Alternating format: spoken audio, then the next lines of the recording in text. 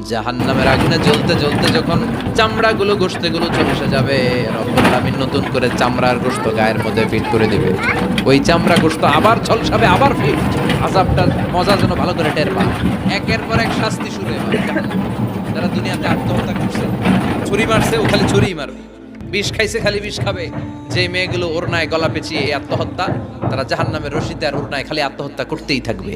যারা স্মার্টফোনের ভিতরে ইন্ডিয়ান নায়িকাদের কোমর দোলানো ডান্স দেখেছে, অশ্লীল ভিডিও দেখেছে, জাহান্নামের গরম শিক চোখের ভেতরে ঢুকিয়ে দেওয়া হবে।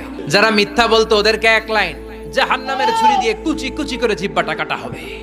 অন্যের জমি মেরে খেয়েছে এরকম ডাকাই তাছাড়া নাই, 7 জমিন ওর কাঁধে তুলে দেওয়া হবে। এবার কারে কর গিবত করে চগল খড়ি আছে না নাই, তাদেরকে আল্লাহ জাহান্নামের তামা দিয়ে নখ বানায় দিবে, আগুন ঝরবে ওটা থেকে। নিজেরা নিজের গালের গোশত আর বুকের গোশত টেনে কুড়ে কুড়ে খাবে। ওদের ব্যথার চিৎকারে পুরো জাহান্নামটা থারথার করে কাঁপে। যারা যাকাত দেয় নাই,